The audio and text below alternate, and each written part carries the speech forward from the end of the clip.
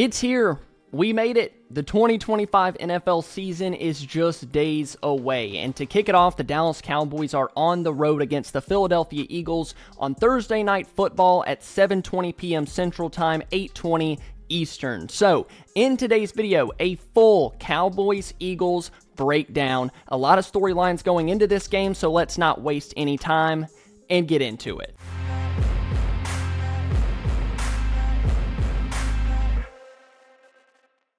Last season, the Eagles beat the Cowboys by a combined score of 75-13 over their two games.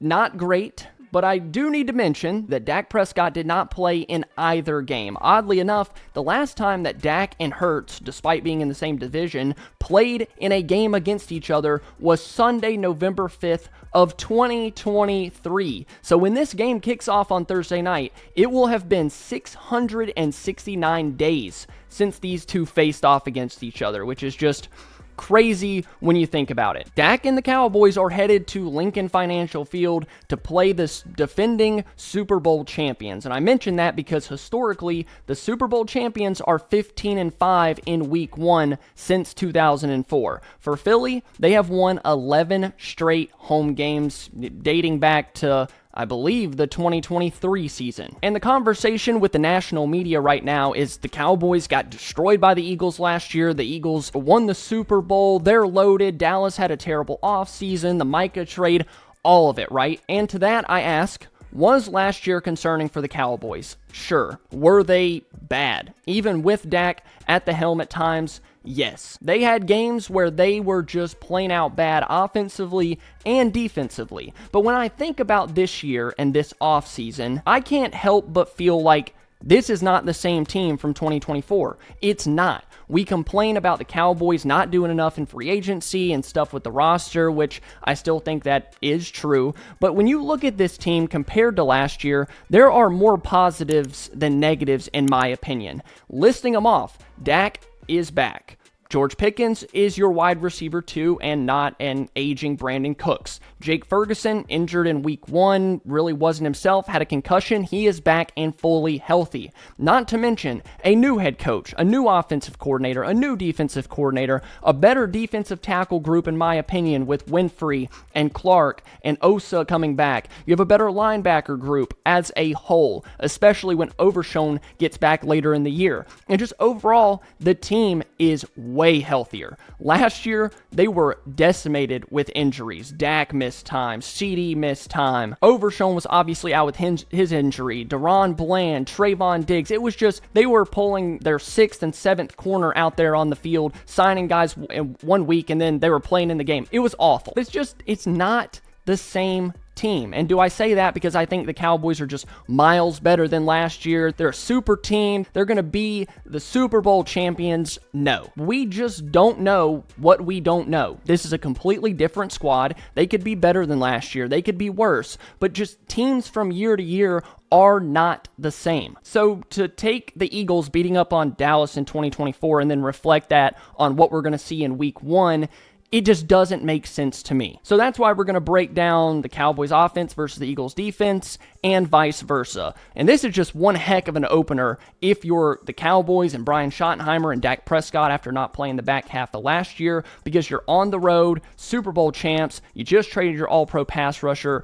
a week prior. George Pickens is in the offense now. Everyone's excited about that. And very few starters played in this preseason. A lot of guys are getting their first real game reps.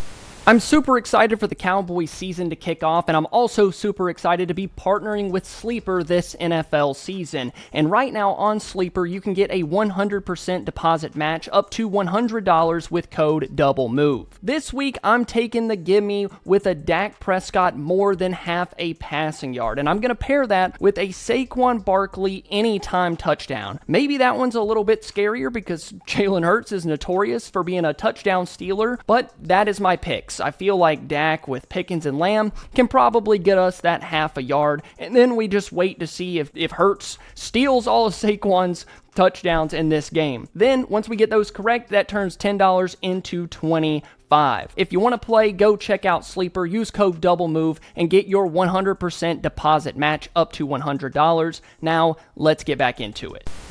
So let's start with the offensive side of the ball for Dallas. Probably the main reason that this team is going to stay in and win games this year. 3 players: Dak, CD, Pickens. That's it. That's the trio that has to click early and often, find a rhythm, no matter what the run game looks like early on. I don't expect them to be able to run the ball at will. We'll talk about it in a moment, but how good that defensive line is in Philly. But for the first time in a couple of years, since Michael Gallup and Amari Cooper and CD were on the field together, they have a legit all-pro wide receiver paired with a guy that could also be a number 1 wide receiver. Have a game plan for both of those guys. Put the Eagles in a position to where they have to choose between CD or Pickens, and if they choose one, throw it to the other, and vice versa. And then you can kind of get other guys involved in your offense with Turpin and Ferguson, and maybe Tolbert makes a couple of plays here and there. But most likely going into this game, the Eagles are going to be saying, stop CD. That is focus number 1. Focus number 2 is slow down Pickens. We've talked about it so much this offseason, but having that solid number 2 guy that can be a threat down the field, stretch the defense vertically, should open up things for guys to operate underneath and over the middle parts of the field where Dak really likes to hit Ferguson on those seam balls. Hopefully, Schottenheimer knows what Dak likes, what Pickens likes, where those guys are at their best, because they're going to need it. And I think as the season goes on, hopefully the run game gets better. We can start talking about it. But for this week, I really believe it's going to be a scratch. Like, I'm not relying on it. I really, really hope that Shotty's not relying on it, at least not wholeheartedly. Like, that is the game plan, because just with that interior, those edges, you're just not going to go in there and run the ball down the Eagles' throat, push these guys around on trap runs and inside zones and stuff like that. If that's the plan, I got a feeling it's going to be a really rough day. Make sure passing the ball, you pull out all of your stops. Show the Eagles what you got, because Jalen Carter, Jordan Davis are 2 of the NFL's best interior guys. No matter who is on the offensive line, those guys are going to make their plays. I think back to the Tampa game in 2021. Dak's coming off that ankle injury. We don't know what to expect from the Cowboys offense. In that game, they could not run the ball, but they decimated that Buccaneer secondary with CD and Amari Cooper, because that kind of was the game plan. Don't completely abandon the run. I'm not saying don't run the ball at all. You have to rely on Dak and Pickens and CD, but I'm saying don't make it your focal point. Running the ball, you're going to have to stress those edges, make the Eagles respect you running outside the tackle, make those linebackers scrape over the top, make them fill their gaps, get over the top of blocks, and make plays. You have to make them work. You can't just let Jalen Carter and Jordan Davis wreck your entire game plan. I got so tired of the Mike McCarthy offense where you're just running it up the gut, and it's 2nd and 9, 3rd and 7. You cannot work against this Eagles secondary or the Eagles defense as a whole, letting them pin their ears back on 3rd and long and expect to consistently pick those up. If you're not super invested in running the ball early on, throw a screen pass out to CD, throw a swing pass to Turpin, do some different things to kind of facilitate a run game until you can kind of find your footing running the ball a little bit later in the game, hopefully. I just think, and maybe you feel different, if you want to, put it down in the comments below, but this really comes down to Lamb, Dak, and Pickens. The run game needs to be a little bit better than okay, not good, not great for them to win this, but formidable and enough to give the passing game a little bit of room to breathe. The Eagles' defense is good and suffocating. The Eagles are a good team offensively, defensively. Don't let that get lost in all of this talking about Dallas and how they can win this game. The Eagles allowed a league low of 26.4 yards per possession in 2024. Philadelphia forced a 3-and-out on a league's best 39% of opponent possessions, which is what Dallas really needs to avoid in this game. And the Eagles allowed 1.63 points per drive in 2024, which was 2nd best in the league. So it's going to be a tough matchup. You're not going to move the ball at will up and down the field. Hopefully they can, but I'm not betting on them scoring 35, 40, 45 points against this Eagles team. So some matchups to watch. We kind of went over it, but I don't want to make this video too long. George Pickens versus Kelee Ringo. That is a mismatch. Kelee Ringo is probably going to start at corner for the Eagles. On the other side, you're going to have Quinyon Mitchell. Probably in the slot will be Cooper DeJean. He'll be moving around from safety to slot.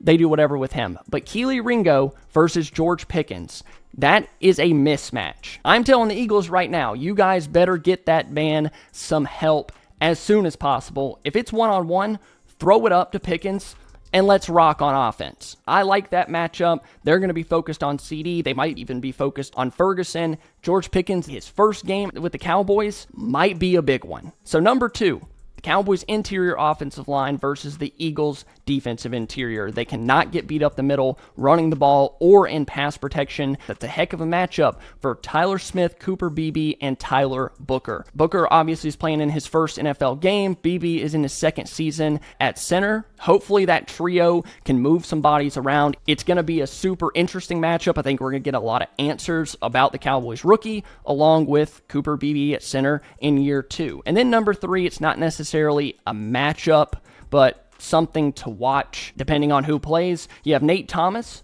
or Tyler Guyton. Which one is at left tackle? Someone's got to be protecting Dak's blind side. I liked what I saw from Nate Thomas in the preseason. Tyler Guyton, we really didn't get to see him this year, but it seemed like he kind of took a step forward in his conditioning, his technique, footwork, hand placement, and all of that. You can't have Dak Prescott running for his life the entire game, so it's going to be important that left side is shored up. That's all I really got for the offense. Let's move over to the defensive side of the ball, and this is where things get a little more interesting and a little more unknown, right? Micah Parsons is gone. Kenny Clark is here. And then you have some guys like Perion Winfrey, James Houston, and others that have proven they can play this preseason, but what do they look like in the regular season? How many snaps are they getting? What is their role going to be? There are more questions, I think, on the Dallas defensive line than there necessarily are in the second level and into the secondary. Right now, it feels like it's kind of the reverse about what we talked about with the Philly defense. The Cowboys' defensive interior isn't necessarily their strong suit, and people get mad at me when I say the defensive interior still has questions. I don't understand why. I mean, I like some of the pieces they have,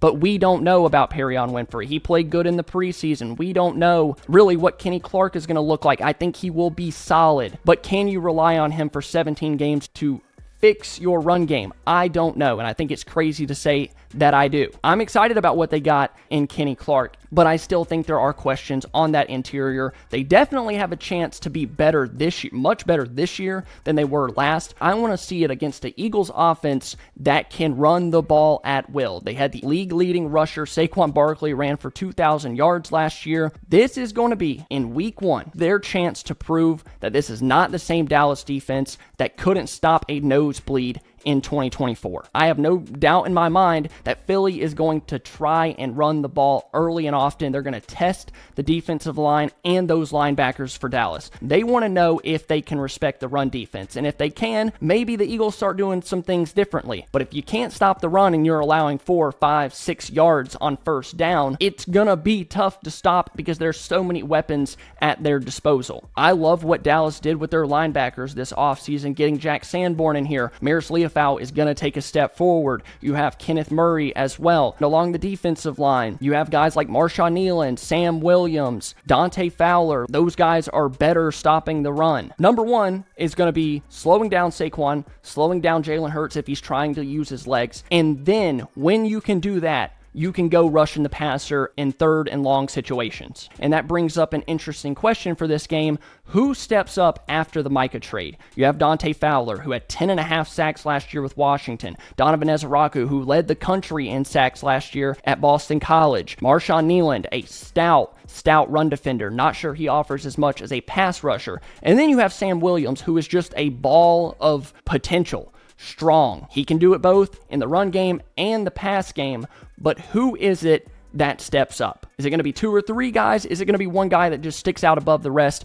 Who is it going to be? Hopefully they can get after Jalen Hurts and not let him sit back there and find his receivers downfield, because he's going against a Cowboys cornerback room that is still a little banged up, at least as far as we know, right? We don't know that Diggs is going to play. It doesn't seem like week 1 is going to be the target. It's probably going to be week 2, 3, or 4. You have Kyer Elam on the outside. Savon Ravel obviously hasn't practiced yet. We don't know when he's going to be back. So there are still questions at corner. So the defensive line is going to have to get after Hurts, kind of speed up his internal clock a little bit and not let him sit back there and find A.J. Brown or Devontae Smith for a big gain. They can hurt you with that. So with that being said, the matchups to watch for this game: the Cowboys edges versus the Eagles tackle. Sam Williams, Marshawn Nealon, Ezeraku, Fowler, we need you this week. Number 2, if you can't get pressure, you need your corners to be good. Kaiir Elam, by all accounts, been much better than he was in Buffalo for the first part of his career. In Dallas, he's probably going to get an opportunity to start on the outside. Deron Bland might start on the outside. We know what A.J. Brown can do,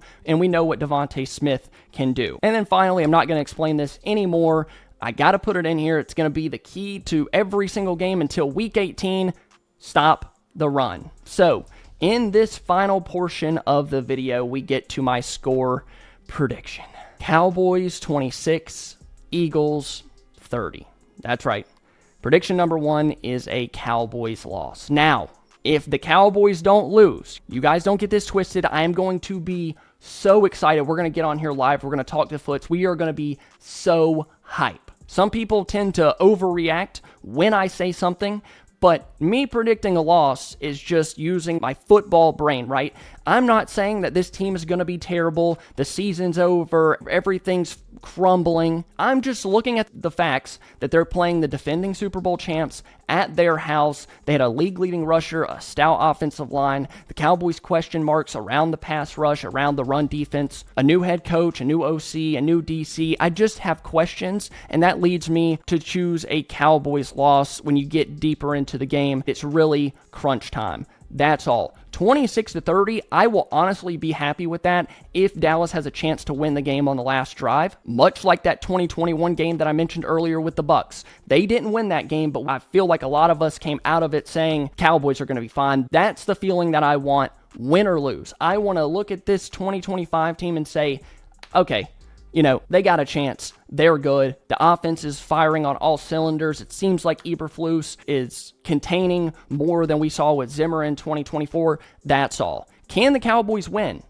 100%. I think there's a path to victory. I would be ecstatic if they did. But in my heart, Cowboys lose 26-30, fall to 0-1 on the season. And what an awful way to end a video. Thank you guys for watching. Don't hate my prediction because I still love y'all, right? Please like and subscribe to the channel. We're trying to hit 1 billion subs by tomorrow, so hit that button, and I'll talk to you guys later. I love you all.